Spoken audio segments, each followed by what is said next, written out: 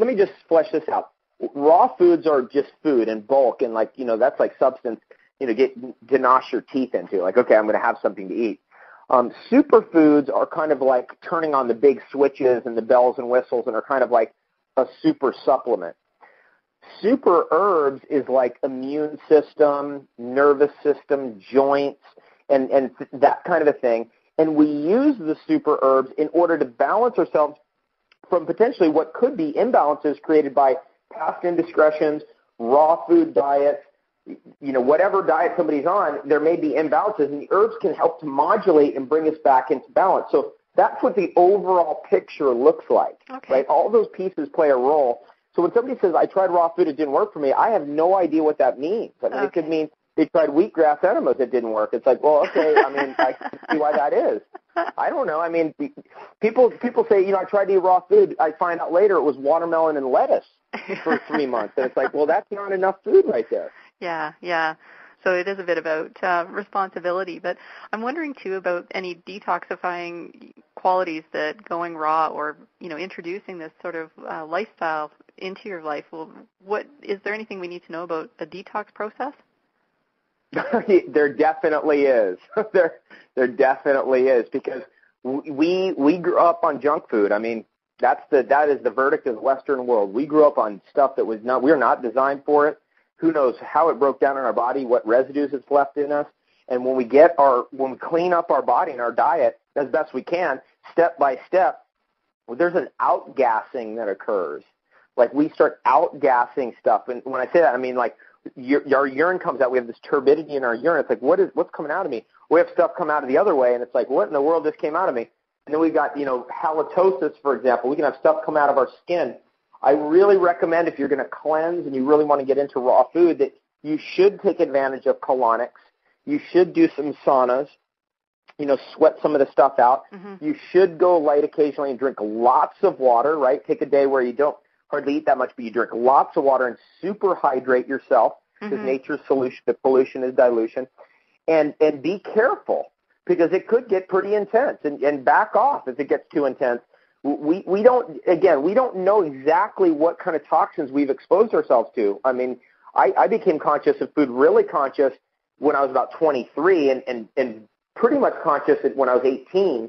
But some of us are 38, and we're going, wait a second, I've been dealing with food allergies for 20 years. That's what's really been going on. At that point, we may have sequestered stuff in our system that is pretty darn toxic.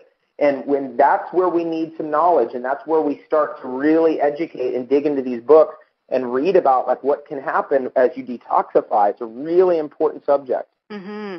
Because we want to do this safe, and we want to have a bit of ease and grace with the entire thing, and yet everybody wants to be able to do their best. And I'm suspecting that a lot of toxins, I think they're lipid soluble. So if they get stored in your fat and you start to lose weight, how does that, should you keep going with the raw food to keep promoting weight loss, or should you just kind of monitor yourself, or how does that work?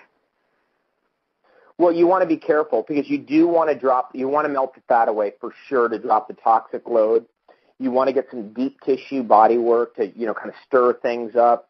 You want to make sure you get well hydrated, and again, be careful. So you really are on point here with this whole fat soluble thing.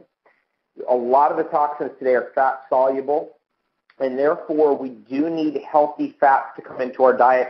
And chelation by replacement can help us, because the good fat will naturally drive out the bad fat, and right along with it may be some of those fat-soluble pesticides or petrochemicals or whatever it was that may be also driven out. And I use all the technologies. For example, I do the hot, then cold, the hot, then cold. Mm-hmm. I do the fasting on water. I use everything. I do also every now and then I'll do an herbal cleanse and just do herbs for a month, stuff like that. And it's just a good idea to do that, or to learn about it. And step by step, nobody's perfect, but you can actually make some significant progress in your health, your energy levels, your immune system by paying attention to this stuff.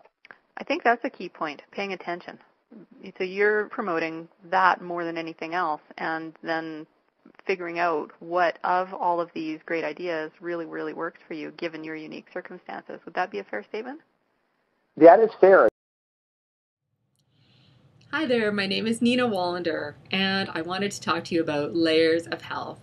Layers of Health is a free online community dedicated to investigating holistic and alternative health options. These options can include physical health, mental and emotional health, business health, as well as your spiritual health. So you can join me as I discuss your health concerns with various experts, mentors, and leaders in their fields. And these interviews are offered for free live as well as during special encore presentations. But if you find one that is particularly interesting to you, you can also purchase it. So you can join me at www.layersofhealth.com, and I'll see you on the calls.